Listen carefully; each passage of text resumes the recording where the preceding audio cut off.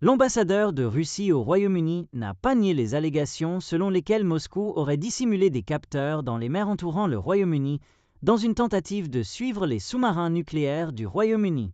Andrei Kelin, bien qu'il n'ait pas nié que la Russie tentait de suivre les sous-marins britanniques, a rejeté l'idée que de telles activités constituaient une menace pour le Royaume-Uni.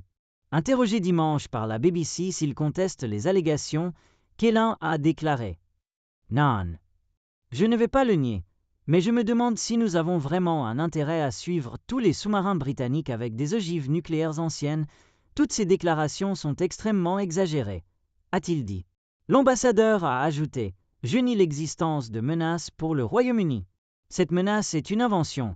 Absolument, il n'y a aucune menace de la Russie pour le Royaume-Uni. » L'acceptation de Kelin fait suite à une enquête publiée par le Sunday Times au début de ce mois, qui détaillait la découverte de capteurs russes suspects dans les mers entourant la Grande-Bretagne.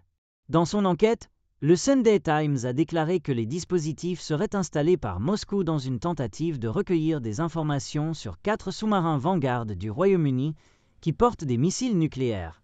L'armée britannique a découvert l'existence des dispositifs et les a considérés comme une menace potentielle pour la sécurité nationale, a rapporté le journal.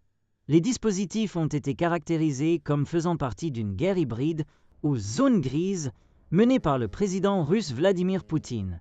D'autres activités d'une telle guerre pourraient inclure des dommages aux infrastructures, telles que des pipelines de pétrole et de gaz. Les accusations surviennent après que la Marine royale a publié en mars des images d'un navire de guerre russe qu'elle a suivi naviguant près des eaux britanniques. Appelée Boaki, elle est l'un des plusieurs navires russes qui ont été découverts naviguant près des côtes britanniques ces derniers mois. Le secrétaire à la Défense John Ely a dit aux députés en janvier que la Marine royale avait surveillé un navire espion russe après qu'il ait été repéré dans les eaux du Royaume-Uni, en disant que le navire Yantar avait été utilisé pour recueillir des données de renseignement et pour cartographier l'infrastructure sous-marine du Royaume-Uni.